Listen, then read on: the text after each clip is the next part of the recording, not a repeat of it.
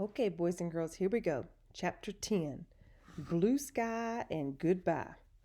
All right, remember Dune and Lena have just gone down into the pipe works. They were looking at that secret door.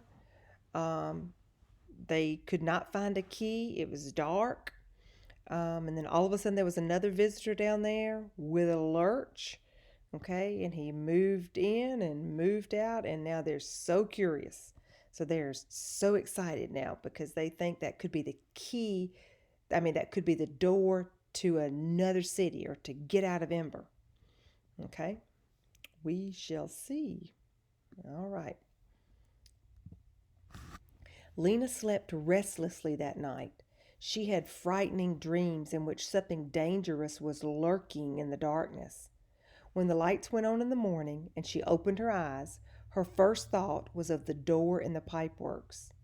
And then right away she felt a thud of disappointment because the door was locked and someone else, not her, knew what was behind it. She went in to wake Granny. "Time to get up," she said. But Granny didn't answer. She was lying with her mouth half open and breathing in a strange, hoarse way. "I don't feel too good," she finally said in a weak voice. Lena felt Granny's forehead. It was hot. Her hands were very cold. She ran for Mrs. Murdo and after that to Clothing Square to tell Captain Fleary that she would not be coming to work today. Then she ran to Oliver Street to the office of Dr. Tower, where she banged on the door until the doctor opened it. Dr. Tower was a thin woman with uncombed hair and shadows under her eyes. When she saw Lena, she seemed to grow even more tired. "Dr. Tower," Lena said, "my grandmother is sick. Will you come?" "I will," she said, "but I can't promise to help her. I'm low on medicine." "But come and look. Maybe she doesn't need medicine." Lena led the doctor a few blocks to their house. When she saw Granny, the doctor sighed. "How are you, Granny Mayfleet?" she asked. Granny looked at the doctor blearily. "I think ill," she said. Dr. Tower laid a hand across her forehead. She asked her to stick out her tongue, and she listened to her heart and her breathing. "She has a fever," the doctor told Lena. "You'll need to stay home with her today. Make her some soup, give her water to drink, put rags in cool water and lay them across her forehead." She picked up Granny's bony hand in her rough, reddish one. "What's best for you is to sleep today," she said. "Your good granddaughter will take care of you." And all day that's what Lena did.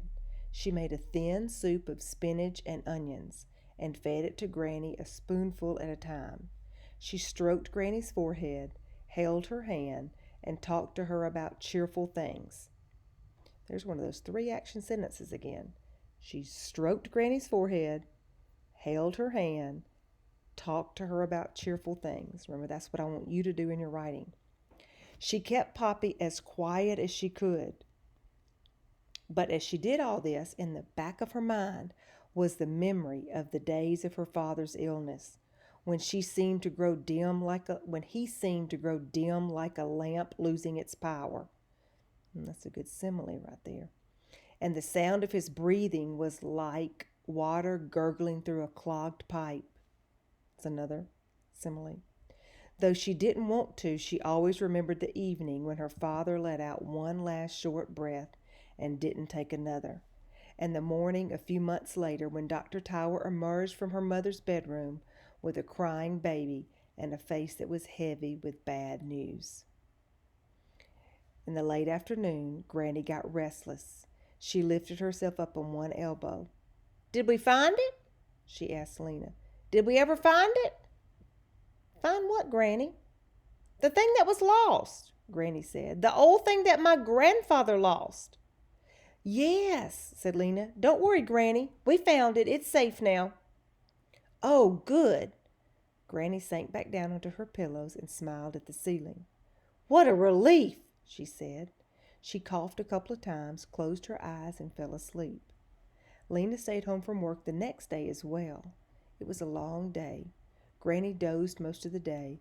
Poppy, delighted too to have Lena home to play with, kept toddling over with things she found. dust rags, kitchen spoons, stray shoes, and whacking them against Lena's knees, saying, "Play with this! Play with this!" Lina was glad to play with her, but after a while she'd had enough of spoon banging and rag tugging and shoe rolling. "Let's do something else," she said to Poppy. "Shall we draw?" Granny had drunk a full cup of soup for dinner and was falling asleep again. So Lina got out her colored pencils and two of the can labels that she had been saving. They were white on the back and made good enough drawing paper. See, when they take the label off of a can, we usually throw the can and the label away. They don't throw anything away. They take the label off, and on the back of the label it's white, so that's drawing paper. It was good white drawing paper if you flattened them out. With their sharpest kitchen knife, she whittled the pencils into points. She gave the green pencil and one can label to Poppy, and she herself took the blue pencil and smoothed out the other can label on the table. Remember, those are the two colored pencils that she bought from Looper in the store, remember? What would she draw? That's when she bought those is when she lost Poppy, though, remember? What would she draw? Taking hold of her pencil was like opening a tap inside her mind, through which her imagination flowed. She could feel the pictures ready to come out. It was a sort of pressure, like water in a pipe. She always thought she would draw something wonderful, but what she actually drew never quite matched the feeling. It was like when she tried to tell a dream. The words never really captured how it felt.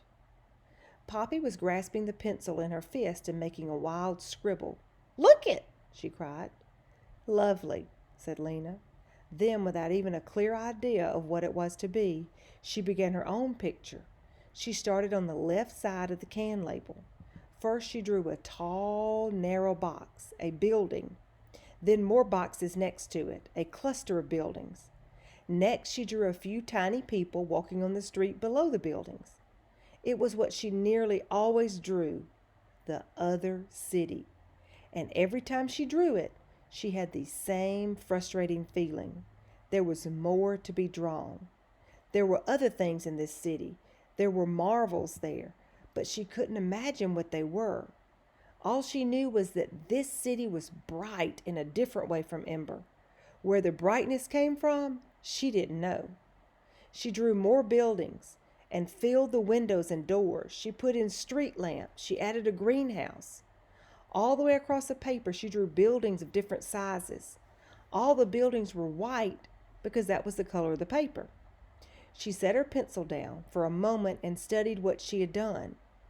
It was time to fill in the sky. In the pictures she had done with regular pencils, the sky was always its true color, black. Now think of that.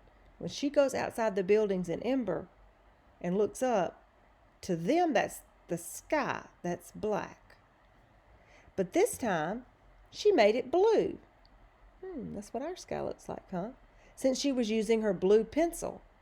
Methodically, as Poppy scratched and scribbled beside her, Lina colored in the space above the buildings, her pencil moving back and forth in short lines until the entire sky was blue.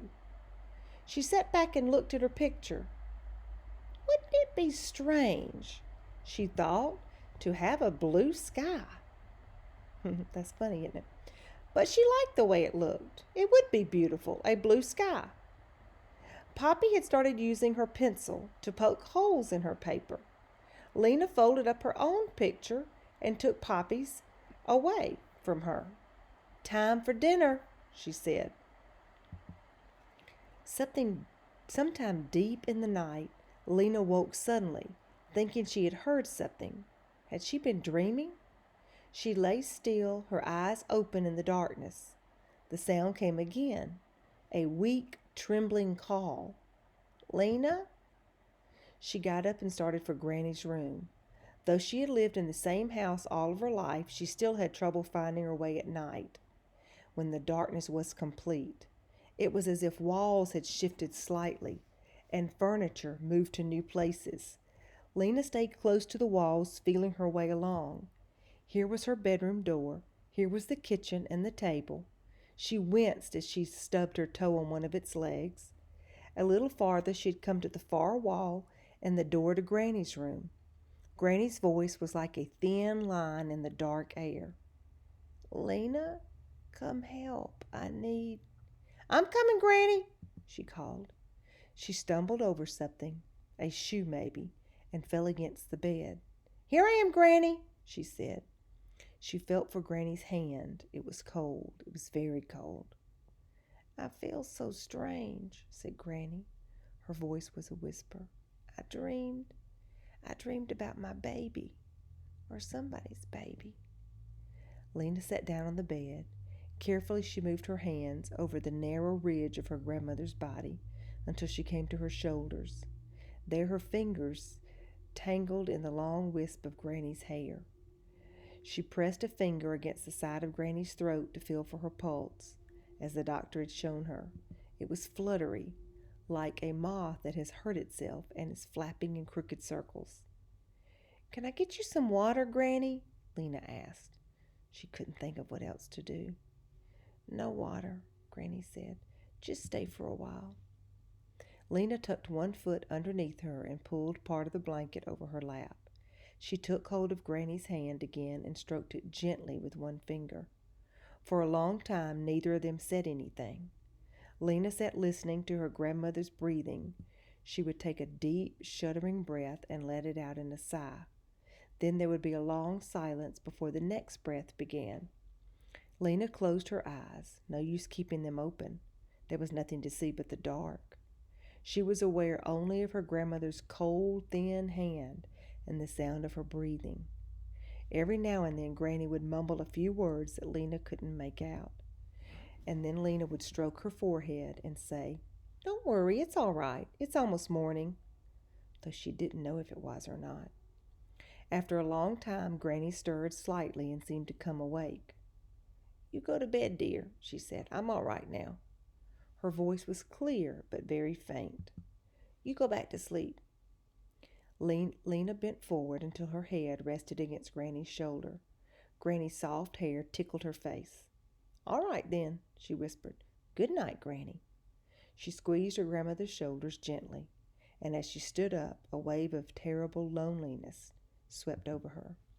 She wanted to see Granny's face, but the darkness hid everything. It might still be a long time until morning. She didn't know. She groped her way back to her own bed and fell into a deep sleep. And when, hours later, the clock tower struck 6 and the lights came on, Lina went fearfully into her grandmother's room. Why would she be fearful? Right, because she knew Granny didn't feel well. It was the middle of the night. She felt cold. She was feverish. So she's thinking she might not be well. She found her very pale and very still. All the life gone out of her. So, sadly, the grandmama died that night. She died peacefully in her sleep. Okay, that was a sad chapter. All right, next chapter, chapter 11, Lizzie's Groceries. This is going to be an interesting chapter. She's going to find out something about Lizzie that she really didn't expect in this next chapter. Okay, and that's her good friend. All right, see you next time, boys and girls.